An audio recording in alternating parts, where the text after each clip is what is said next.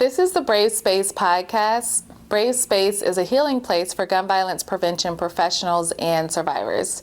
My name is Dr. Jordan, and I am here in Newark, New Jersey, and we are meeting with the Newark Community Street Team led by the Executive Director. Do you want to introduce yourself?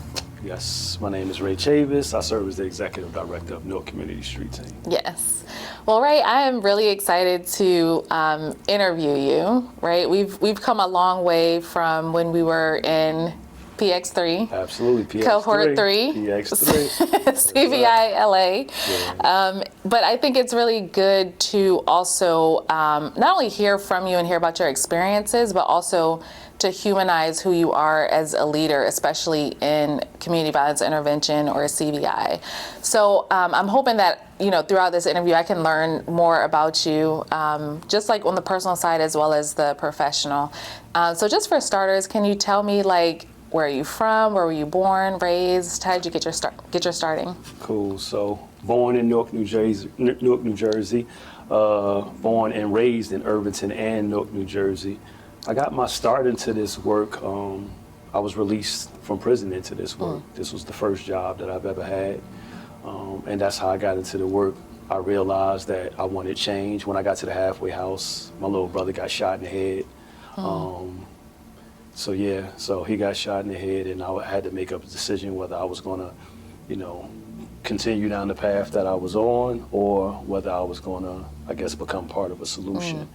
And at the same time, my nephew had got caught up in the gang culture, and I felt like it was because I raised him like he was my own son. So I felt like it was my responsibility to do something. I didn't know that this work was waiting out here for me while I was inside. But I was introduced to it while I was in a halfway house. And so when I was released into this work of community violence intervention. Yeah. So tell us some of the background. So you grew up in Irvington, between Irvington and Newark. Between Irvington and What community specifically did you grow up in? What was the name of your community? So it would be considered Central Ward. Okay. So being from Springfield Avenue, Berkeley Terrace or otherwise, that Springfield Avenue runs through the bottom of Newark to Market Street all the way up to Maplewood. And so being from that area, that would be considered the Central Ward, which would be the center of Newark. Irvington often falls under the center of Newark. What was the Central Ward like when you were growing up? The Central Ward was fun. There was fighting, there was violence, but it was normal to me. So I didn't really see it as anything that was, I only really noticed as I got older that was a problem because it just seemed normal to me. We had some gangs, they weren't to the same level of Bloods and Crips once that came to our community, but we certainly had gangs from different streets, avenues, lollipops, those was named of some of the gangs, and they were really relegated to streets. And individuals would fight each other at the very least. at the most, individuals would maybe pull out a knife, and maybe a few blocks might have had a gun or two. But it wasn't what it is today. They didn't have assault rifles and otherwise, but it was fun. And even the fights, even the street fights, they were fun. It was kind of like a way for us to show our masculinity. Yeah. It was also a way to determine whose turf it was. And so it was just that was the normalcy. And I think that as I got into my teenage years, things began to be a little bit more violent. I got more violent, and so that was the way I saw my reality. Yeah. Yeah. When, what age do you feel like you knew that it wasn't normal? Some of the things that were going on in your community, was there an age where you felt like it wasn't normal, or did you just always kind of feel that it was the norm? I felt like it was the norm probably until I would say my early 20s. I think up throughout my teenage years, I still saw it as the norm because even though I was leaving the state, I was going to other functions with individuals from similar communities. So because I was going to Greek Fest, Freakniks, Cancun's and Miami's, those were other individuals from inner city. And the rowdiness that was taking place in them places, the fights and the things that may escalate if you was on somebody else's turf, it typically escalated into gunfire.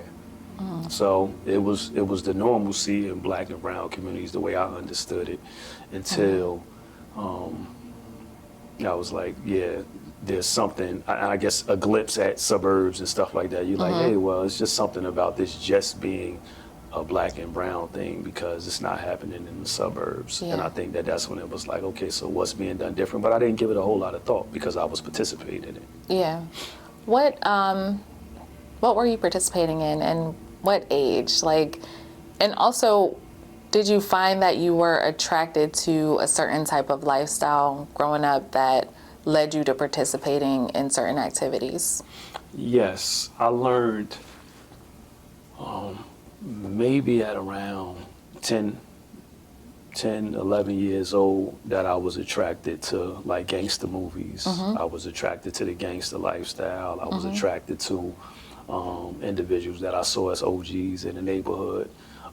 I was attracted to that. I wasn't attracted to much other than that. Like I was attracted to that. I was attracted like when I was younger and other people might be playing ball. I played cops and robbers. You know, we figure out a way to get chased by police, or we figure out a way to throw eggs or rocks at people to get chased by them to somehow lead into something. So I was always into mischief. And as I got older and I learned the idea of gangsterism or otherwise, I kind of like start constructing my life that way. I used to have little fake guns, water guns, cap guns, because unfortunately that's what they used to sell in our community. And I remember like situating them and preparing them and walking around with them on my waist and like doing the simulations that I would see in like gangster movies or that I would imagine a gangster would do. Yeah. So I knew that I was attracted at a young age, and by the time I was 13, I was involved. By the time I was 14, I had my own weapon, and so it goes. Yeah. That's actually like, that just brought up a memory for me that, like those cap guns, it's like, why? Like, why were those created in the first place, knowing that they were marketed to kids? Kind of like the same questions we asked with the vaping or smoking. It's like certain things are made and marketed not only to kids and young people, but also to a certain demographic. Without a doubt. Right? So those were in your neighborhood. And so, you know, moving from like a cap gun to a real gun. It was normal. It was like, it seemed like natural progression. So from cap gun to BB gun. Because I remember playing with a BB gun at times. I remember playing with a BB gun at times and like really feeling like this is real, hitting somebody with it and everything. So it's like so it really felt like, now as I got older, I do realize that the way that these things was marketed, that is kind of like, it's aligned with the question that you asked, that when did I realize that it was different in other communities? Like we had fake cigarettes growing up. They was made out of these little white sticks and they supposed to be candy, and you would pull on them and a little smoke come out your mouth. And I think the same way about cap guns. I remember being younger and it showing up on the news that young people in inner cities were being killed because police couldn't make the distinction about the cap gun. And it's like, well, it seemed like it would make sense that they would ban the manufacturing of a cap gun to save a life. But it wasn't the case. And I don't know how many affluent neighborhoods this was happening in, but I remember it vividly that it was happening in black and brown communities. So, So you said around 14 is when you I got jumped my off first the porch. weapon at 14. Yeah. I got my first weapon at 14. I was already outside because I was always on punishment. So I was always just into something. So when I could come outside, I was off the damn porch. Yeah. You know, so What like led you to decide like, I'm going to pursue this particular lifestyle like full time? Like what, like, was it a certain person who influenced you? Was it your environment? Like, what was it for you? Or was it a combination of things? It wasn't a certain person. It may have been a combination of things. The environment was certainly one of those elements, but it was a place that I felt welcome. I felt validated. I felt perhaps insecure or inadequate in a structured environment or in a so-called good environment. I felt empowered in the streets. I felt empowered by taking on that life. I felt empowered participating in the things that I was participating in and carrying a weapon. I felt empowered there because I felt like there was ownership. I felt I'm the man. I felt like nobody's going to ask me why I got a C in school. Nobody's going to ask me how well I could read here. So, which kind of feels like invalidation. yeah, right? Yeah. So that's what I would say, because I did have those challenges. Like, only thing I ever got an A in was gym, like physical activity. Other than that, I always got C's. My brothers always got honor rolls and A's, and I think I just wasn't interested. I don't think that it was a learning disability, because fast forward to my adult years, all my formal education, I graduated cum laude and otherwise. So it wasn't that I had a learning disability, I just was disinterested in formal education. I remember not liking the teachers. I remember having these white teachers that I never saw in my community. I remember never wanting to listen and follow people's rules. I just didn't like it. I didn't like following rules, and I liked everything about not following rules or creating my own rules.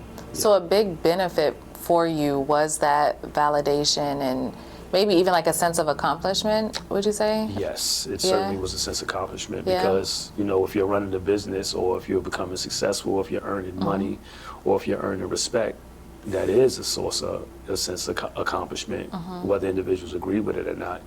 And that's where I was getting that validation at, because I wasn't getting it in school, and I don't know any other form that I would have received it from. I wasn't getting it from my mother, and you know, so that was that. Yeah. So, what was family support like growing up for you? Like, did you have the level of support in your family that you felt like you needed to maybe help you make other choices, or, you know, did you feel like you needed more support? Like, what was that like? I do feel like I needed more support. I didn't have a father. I didn't have a father to support me, and I felt like if I did have a father around, that it would have that individual, if they really were tapped in with me, they would have really been able to control me, and they really would have been able to guide me down the right path. My mother couldn't do it, because I just didn't want to listen to her, and then as a child, my mother was battling substance abuse, so the respect wasn't there, so I wasn't listening because the respect wasn't there. My older brothers definitely were older brothers to me, so they definitely tried to like guide me, but I saw us as different. I didn't see us the same. I saw them like, that's your lane, going to school and doing what you're supposed to do in school. But since I never went to school and did what I was supposed to do in school, I don't see that as my lane. So I had to find my lane. So and in terms of other family members, I definitely felt like they loved me, but I think the support was inadequate. I don't think that they had what was needed to control or guide Ray. So you needed something more. I definitely needed something more. I feel like I needed my father. Yeah. That's what I feel like I needed. I feel like I needed my father. I feel like I needed a mentorship from a strong man that had similar characteristics, because they would understand my characteristics and help me understand my characteristics. And so, I think if I had to say one thing, I felt like I needed my father and I needed my mother to not be battling substance abuse throughout my formative years. That's what I would say. So at some point, that lifestyle stopped working for you in one way or another. Like, when did that shift happen? Like, what was that like for you? So I decided to start working on change while I was in prison doing a 25-year prison sentence.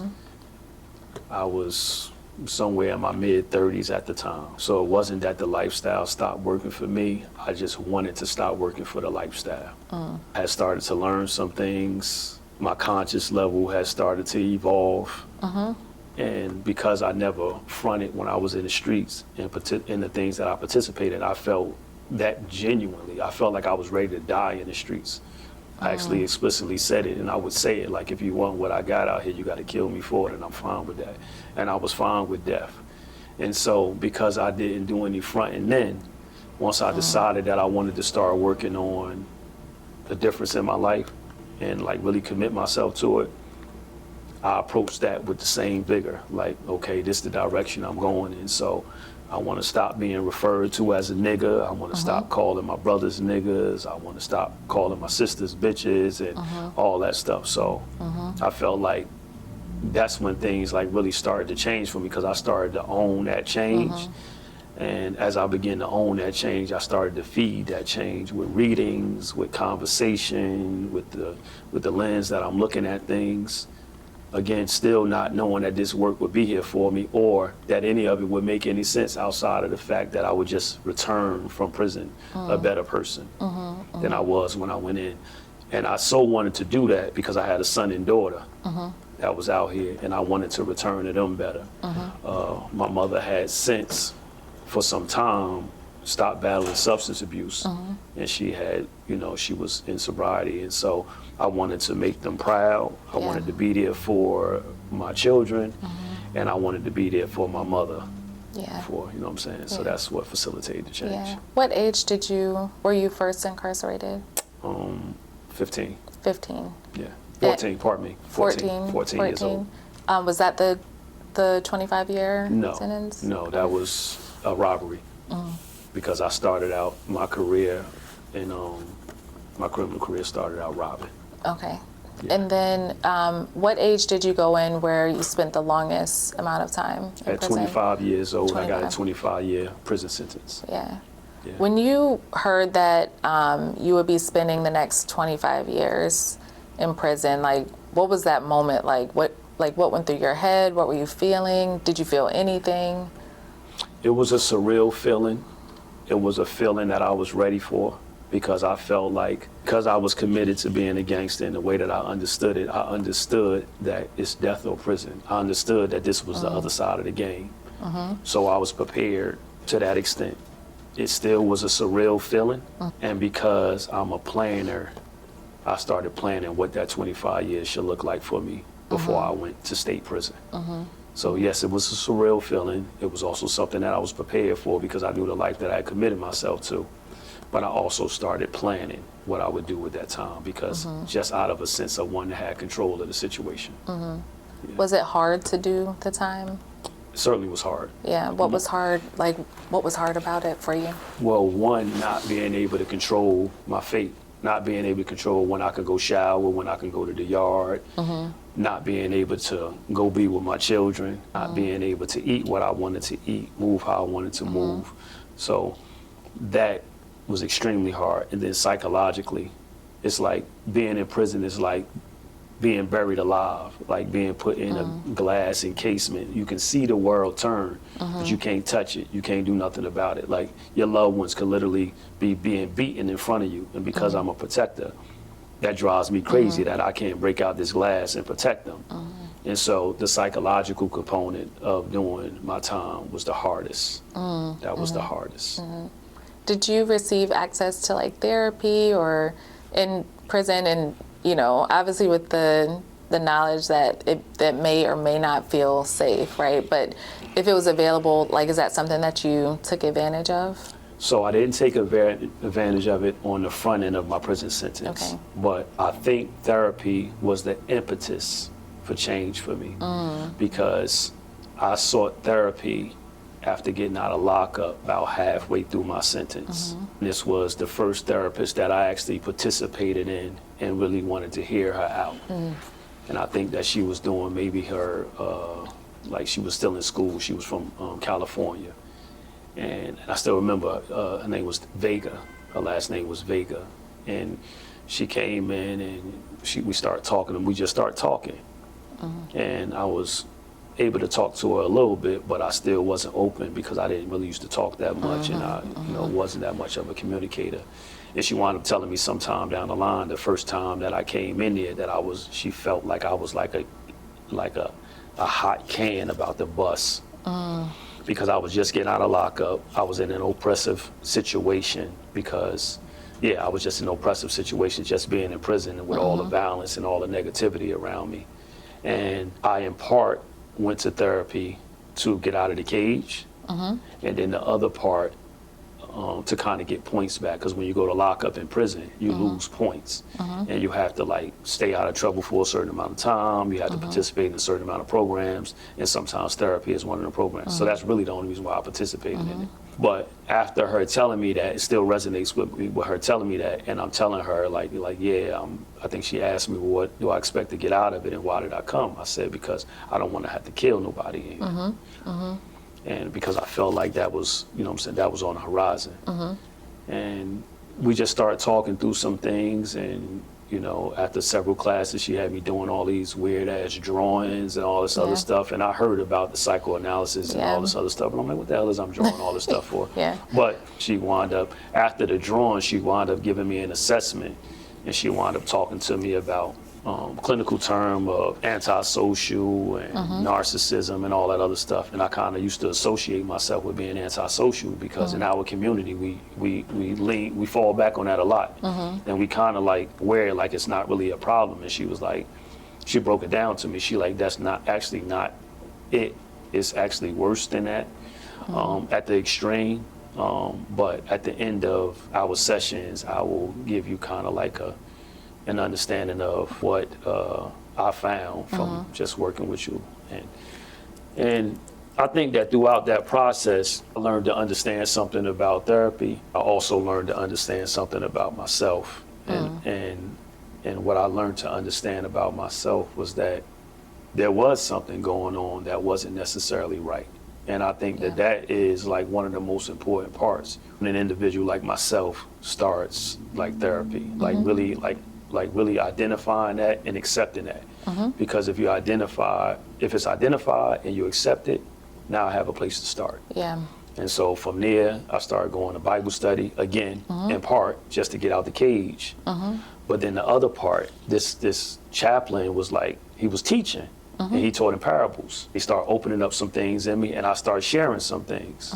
And he started talking to me, using those experiences and making a correlation between some scriptures. And I started to feel empowered by learning those scriptures.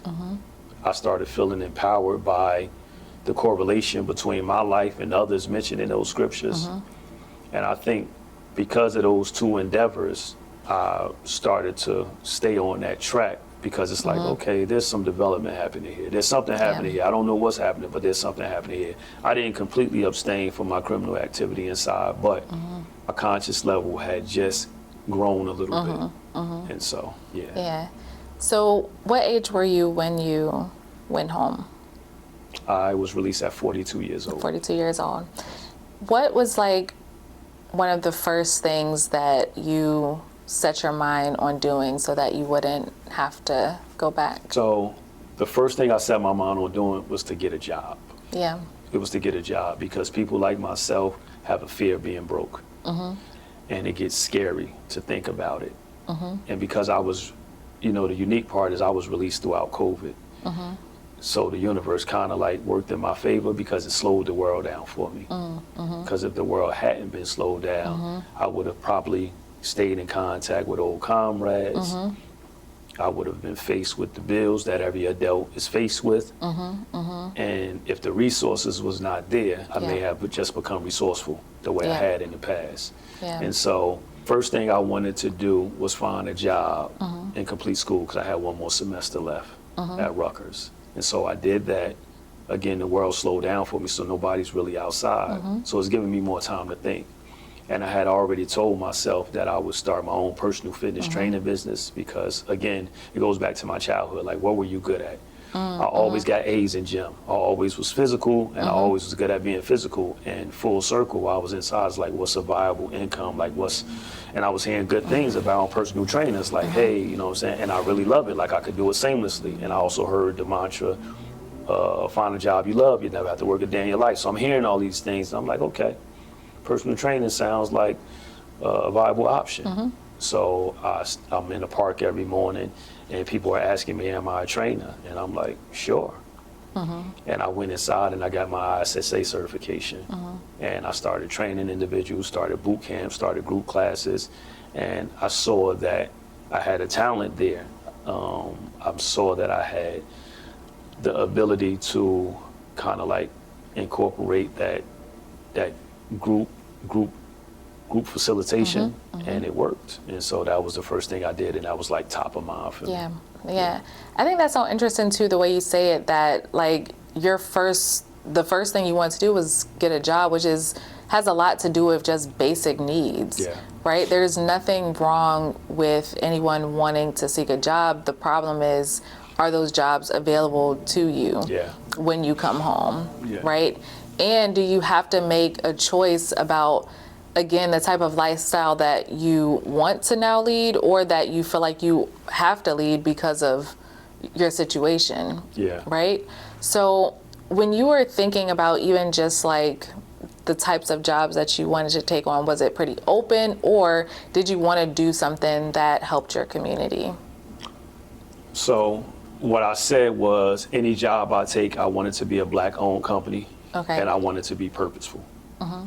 I didn't know on the inside, I didn't know it would be this, but I said I wanted to be perfect. That was another reason why I was willing to take on personal fitness training. One, because I loved exercise, and two, because I felt like it would empower so many people Yeah. that had challenges that seemed like a gift to me. Like, to Yeah. me, it just happened seamlessly, exercise and loving exercise, and not just about the vanity, but I really grew an affinity for just the health component of it. And I felt like I had been talking to a lot of people while I was inside, and individuals having challenges with their weight, or individuals not really feeling the same way about exercise, and I do. And I felt like I could spark an interest for them. Yeah. And so I just wanted to be purposeful. On a broader scale, I always still just wanted to be an entrepreneur. So Yeah. I didn't really ever want to really work for anybody else. I still just wanted to do it. So I was studying like international trade.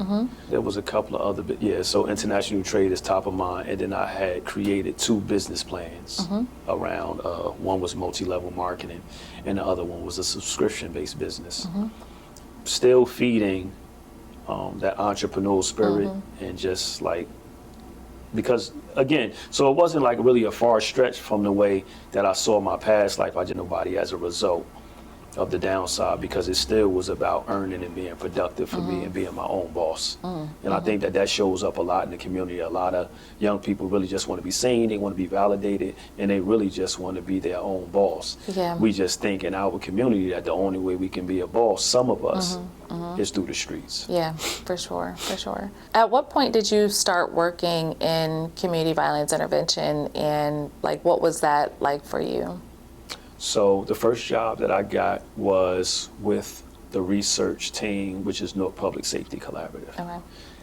That was, again, it was COVID, so I applied for the job. I got the job as a research assistant, and my task was to go out in the community and identify what would then become hot spots. So identify vacant lots, identify abandoned buildings, take it back to my director. They were running across something called the risk terrain model to determine that these are areas that we need to focus on. That was very short-lived. That's why I don't identify that as my first job, because I wasn't there for a year. I wasn't there for months. I was there for maybe a month or two. And COVID, I got laid off. So I just started my personal training business. Shortly thereafter, the deputy director of Newark Community Street Team sought me out, said somebody had referred them, said I would be a good fit for the role. And so I came on. They identified me as a safety coordinator. They were waiting on a grant for that, so they said they didn't want to lose me, so they brought me on as admin coordinator. So I started the role as admin coordinator, managing the data, looking at the data, looking at reports, to be more explicit, looking at reports of what was happening in the field, storing that data, and then populating a monthly report based off that data. And I started ascending from there. I went from there to a project manager of a hospital violence intervention site. I went from there to the director of our high-risk intervention team, which is a team of interventionists and conflict mediators. Yeah.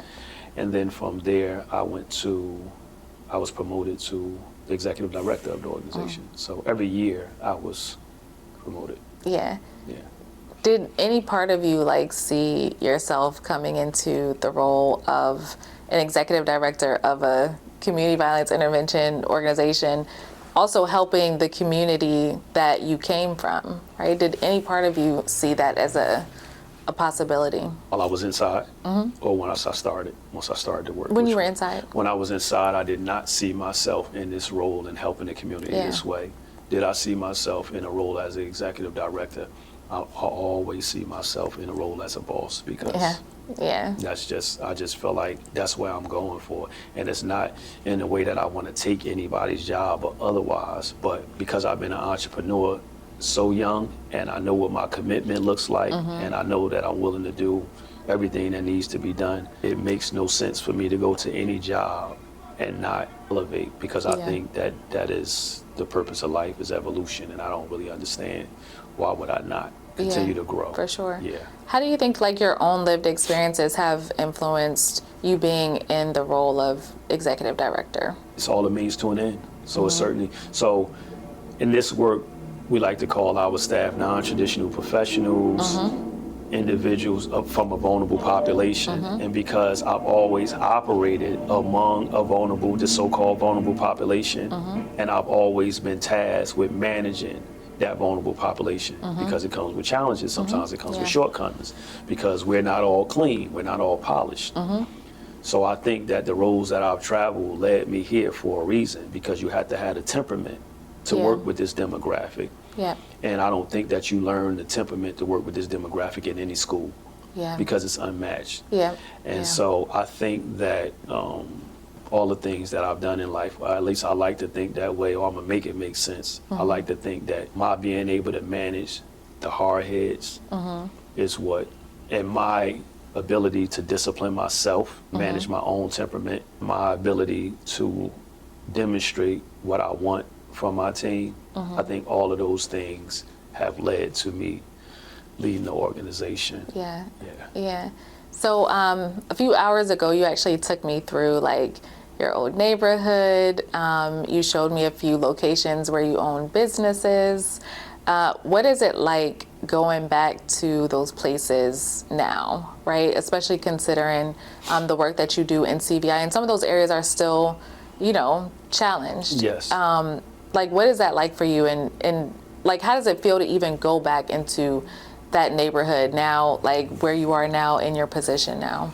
In a lot of respects, it's surreal, because I'm going back in this capacity. The fact that I survived that war, because as you've seen, it looked like a war-torn country. So the fact that I've survived that war is surreal. I feel humbled, and I feel responsible for the rebuild of that community, because I'm certainly responsible for the destruction of it. Yes, I just feel humbled by going back in that community, my community, and I just feel responsible about going back in the community to do some repairs. And although, you know, I'm still in the same community, I just feel like, you know, I had to do more to repair the community that I helped destroy, and not just the physical structures.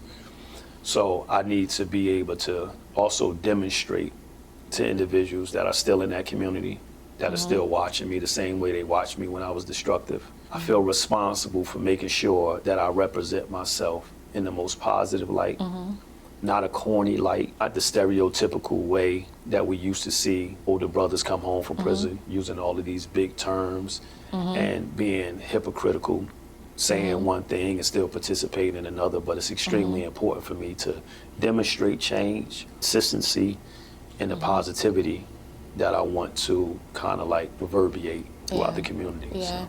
Do you ever see like young participants who remind you of yourself? I do.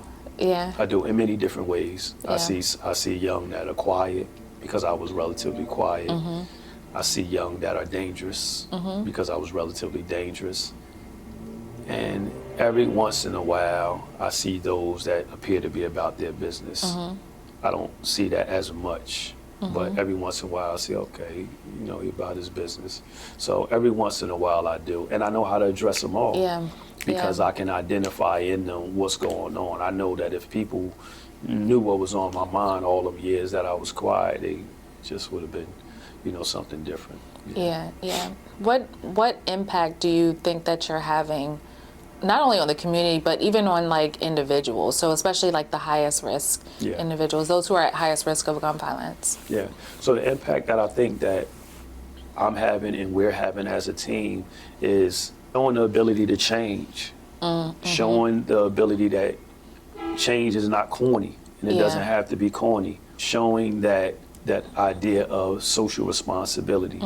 That's extremely important to me, because it's like there are some things that we are supposed to know to do, even though there's not a sign up here telling us to do it. And that's important to me. That's important to me. There's a saying, I think Jay-Z said, you can pay for school, but you can't buy class. And I'm saying I want our community members to understand that and operate with class. Like we don't have to be like the loudest ones. We don't have to have destructive communities. We don't have to have dirty looking communities, and we don't have to harm each other. You can have your differences, but you should learn how to deal with those differences in a constructive way, in a productive way. And yeah, so I think that that's the most important thing that we're doing, because I mean, to be real, the only thing that we can do is inform and enlighten the community. We can't make them do anything. We are the message that we want them to follow. So it starts with us, and I feel like a better me could make a better community. And that is the idea of everybody in the team that are doing outreach work. Like, you have to be the demonstration that you're trying to, you know, the message that you're trying to get across. Yeah, for sure. So, you know, of course you know, but a big part of community violence intervention is specifically addressing gun violence. So when you were younger, right, and you had not only access to guns, but carried them, how does that help you understand the mindset of young people today who are using guns as a form of like conflict mediation, or even just as a form of validation, right? So we talked about validation. Like, how does your own experiences help you understand and be able to encourage young people today to choose like a different route? My own experience, as I said earlier, was that I got into the life that I got into because I felt rewarded there. I felt validated there. And I felt inadequate elsewhere. And so the message and the understanding that I would expect young people to see is like, there's something else in you that can validate you. There's something else positive in you that can validate you. So I started, my first business when I was released was a personal fitness training business. Direct correlation to me only getting A's in gym. So if I had not chose that route and I just capitalized on the God-given talent that was identified when I was a young person, and some people or some person or a community would have cultivated that within me. Like, this person is physical and they have an affinity to be great at physical activity in whatever regards. That would make things better. So I'm looking at young people and I'm asking them, like, what are you great at? What is it that you like to do? And not even just asking them, because explicitly adults can't answer that question sometimes. But you can see what they're good at and what they like to do by observing them enough. Whether you're observing them on the outside or whether you observe them in their own space in the home. And if you go in the home, and you're going to see some semblance of their greatness in that home. You're going to, if you just observe enough, you're going to see semblance. I don't care whether it's their penmanship down to the way they cook. And wherever that sweet spot is, it's our duty to go find the resources to cultivate that. And that resource could be your mom or your daddy, to let them know you should cultivate that. That resource could be an external business or apprenticeship to cultivate that. But it's our job to connect that young person to that, so that way they obtain that self-actualization that even young people need to feel, that validation. Because we think that self-actualization is only attributed to adults that have grown, but young people need those benchmarks as well. Young people need to feel that, because I needed it. And I got it because I went and got it, and it was negative. But if I had the opportunity to feel that benchmark, like, man, you're great, that was awesome. Come back tomorrow, I want to show you how to do it better. And I want to show you how to do it again. And I want to show you how to do it X, Y, Z. That's what our young people need to understand, because at the same time that you're having a conversation around their greatness, they're moving further and further away from the negativity.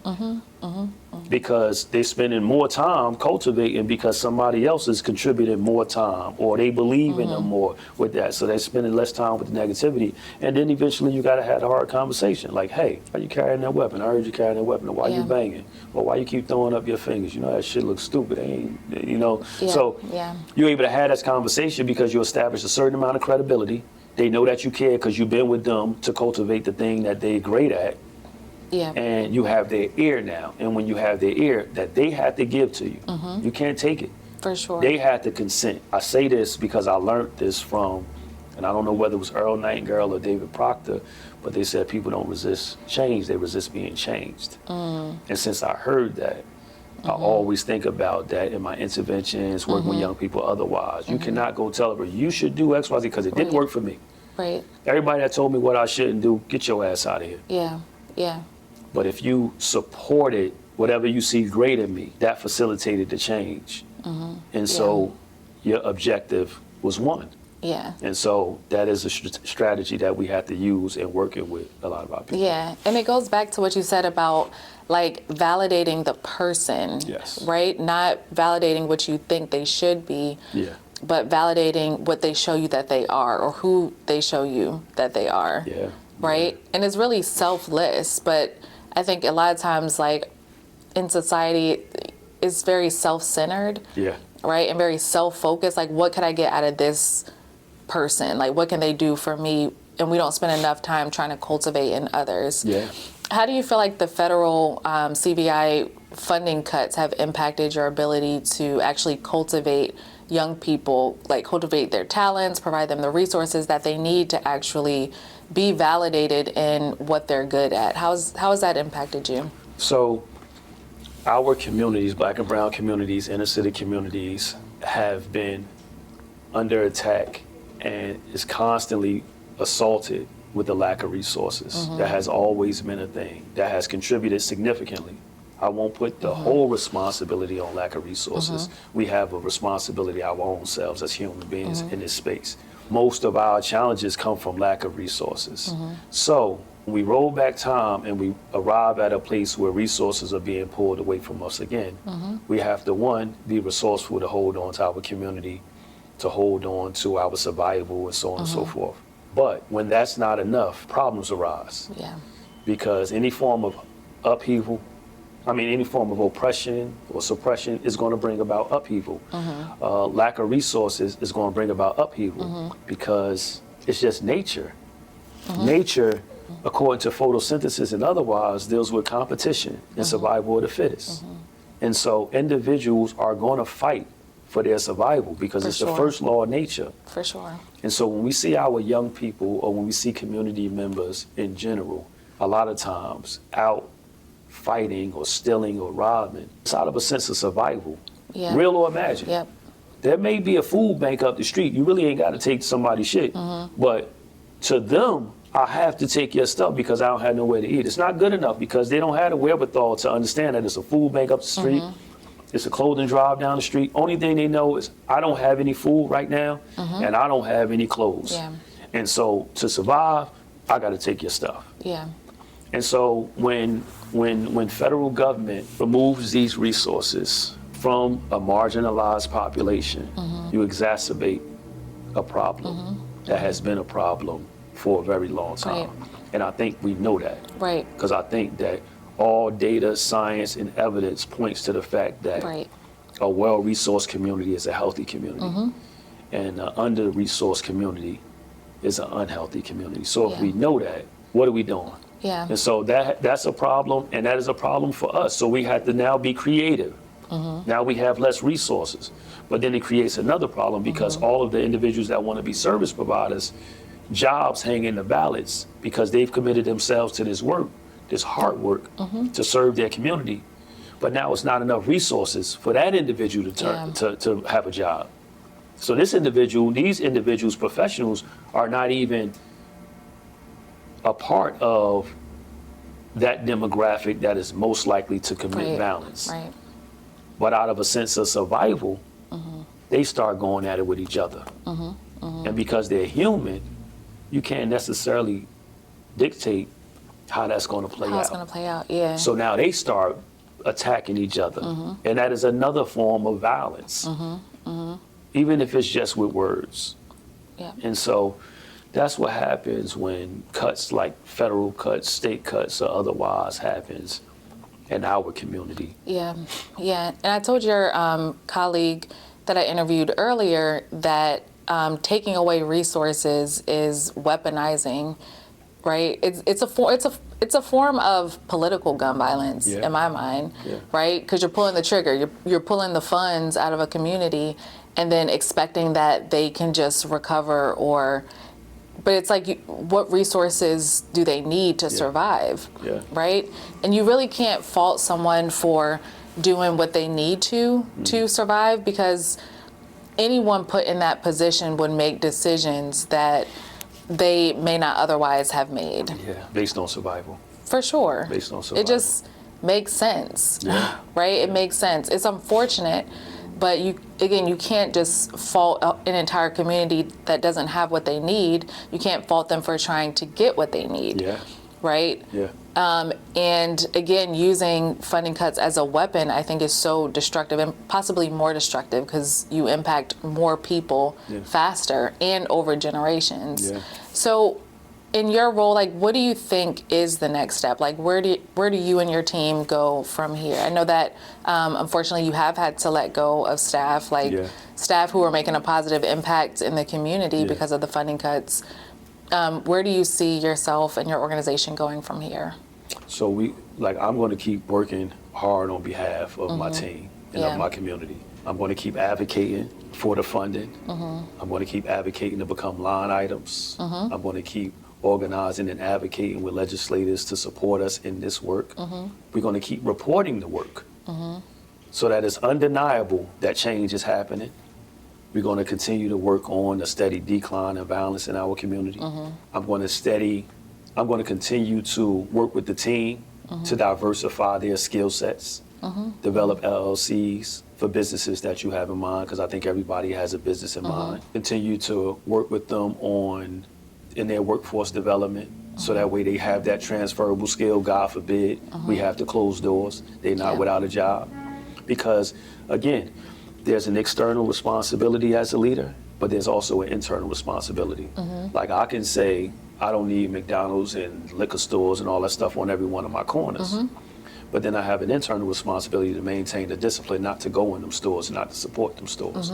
And so I deal with the team and with this industry the same way. Our responsibility is to go out and advocate for the work, advocate for resources, and then an internal conversation with your team, like, let's build upon them transferable skills. Why can't you be a CEO at a corporate company? Why can't you be a director? Why can't you be HR? Why can't you be a grant writer? Why can't you be XYZ? Because we have to build our team up. It cannot just be this thing that this industry, God forbid, is coming to a close because there's so little resources and the team walks away with no transferable skill. Because I feel like, to me, it would have been a disservice, and that would have said something to me about a leader. Like, because we never have always been able to depend on federal dollars. So we can't rely on that now. And we also can't rely on one job, because the truth of the matter is, we hope to one day work ourselves out of this industry. We hope to bring homicides to a zero and bring violence down so much so that it's not necessarily needed in the industry. So then you would also have to move on to your next career. So diversify trainings, diversify skills, present some diversified outlets, and outwardly continue to work on bringing resources and raising awareness and telling our story and supporting it with the data. What are some of the successes that you all have seen so far? So major successes, each one of our departments, we have several different departments ranging from our Safe Passage department all the way to our Community Crisis Response team. And each one of those departments outside of the Community Crisis Response team, because that's our most recent department, we have been able to support individuals or families to the tune of no less than 1,000 in any one of those departments. Any one of those 1,000 cases could have ended fatally. Because in our community, a crash out is, I'm having a bad day. A crash out is, I just had a car accident and I didn't like the way they responded when they got out of the car. A crash out is, I'm dealing with too much in the house and I went out to drink, and when I came home, this DV search situation could have turned terribly wrong. So these are the successes, and that is what the data says. Some of the internal successes is, I'm here. I'm not in the street participating in violence anymore. And more than 50% of our staff are former high-risk participators. And we work, and we committed to being change agents, haven't been back to prison, don't participate in any violent acts. So we have, like, real-time, like, in-your-face indications of success. And then we have data to reflect all of our interventions, all of our engagements, and otherwise. We actually just completed the first evaluation, quantitative and qualitative, with our research partner out of UCLA. All participatory research by our team. the first Black participatory research from a Black-owned organization, and that'll be released shortly. Yeah. And it will indicate how we do what we do, and it would also share the playbook of how we do what we do, because the proof of concept has happened already. And this research has taken 10 years to work on, and it's finally been completed. So we look forward to rolling that out to everybody. Yeah.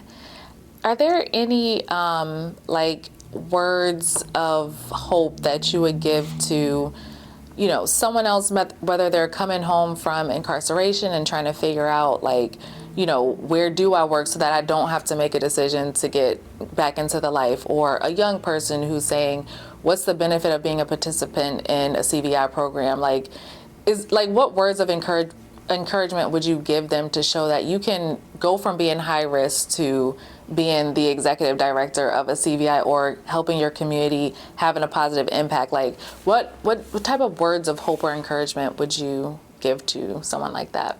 Words of hope for a returning citizen would be dedication to your growth and development.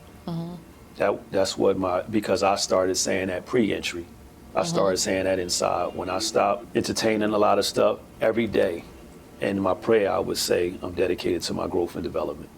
And because I said it out my mouth, my ass followed. It's extremely important, and I tell everybody that, and I would say that to brothers. You don't wait till you come home or you're about to come home to start getting right. You start getting right the minute it come to your mind. You got to commit yourself to your growth and development. That means that you're going to stop having certain conversations. You're going to stop listening to certain music. You're going to stop hanging out with certain people because they're not going to be feeling your growth at the time, because y'all are growing at two different times. Because there really is no gestation period on individual growth. Everybody grows at a different rate. Yeah. And so, returning citizens, dedication to your growth and development. And that means reading everything that you can read that interests you, that would serve you, comporting yourself in every way that would serve you, so that way you become a better person, and that you establish credibility with individuals. Like, hey, this guy wasn't talking like this. This guy say thank you now. Yeah.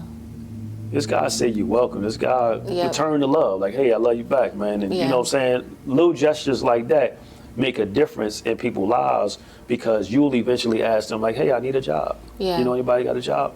And if you, hey, peace, brother, how you doing? Thank you, such and such, such and such. People are paying attention to that, versus you returning from prison like, yo, what's going on, my nigga? That's like, nah, I don't know if you changed. You've been going 10, 20 years, but you still rolled up on me at 40, 50 years old talking about, hey, what's going on, my nigga? Yeah. You got grandchildren, I got grandchildren, you know what I'm saying? Like, I don't know that the growth is there, so stay dedicated to your growth and development for returning citizens, and commit yourself to the path that you want to be on, and put yourself in harmony with that. Don't do anything different. For a young person that wants to know how you go from a participant to the executive director, I would say also commit yourself to your growth and development. Every time you show up, every day show up as a student. Every day show up as a student, because I tell the team, the more you know, the more you grow. I tell a participant, you will learn the more you learn. And so if you continue to do that, and you're willing to apply the things that you learn, but you have to learn them. You legit have to learn them. And once you are willing to apply those things, sky's the limit. Because it don't have to be this organization. There's organizations all over this country that you can serve in. Because the unique thing about being a human justice advocate or a human justice service provider, whether you're an outreach worker, community, whatever, there are human injustice issues all over the world. And if you have become an expert at being a human justice server or human justice provider, you can go anywhere in the world, and they will learn, if not from your resume, that you have a heart for the people, you have a heart for vulnerable people, and you have the capability of learning. And you will have whatever job or career that you want. You know, so you just have to be willing to show up as a student, study, be willing to serve. Especially if you want to serve in this capacity, because it's not easy work, but it is easier when you have a heart for it. For sure. If you're only here for the check, you won't stay. For sure. If you have a heart for it, you will stay until you feel like the assignment is done. That's really good. Well, Ray, I appreciate you sharing more of your story. I definitely learned more about you, and you dropped some gems, right, that I think I can build off of as well. And I also appreciate you introducing me to your amazing team, Absolutely. showing me around the city, introducing me to Newark. This was my first time here. Word. I'm sure I'll be back. Absolutely. So I You got family appreciate out it. here now. Yes, I do. I definitely feel very welcomed. Yeah, Right. yeah. So again, thank you for being welcome. willing to share your insight. This is the Brave Space podcast. Brave Space is a healing place for gun violence prevention professionals and survivors. We meet, we process, we heal in community.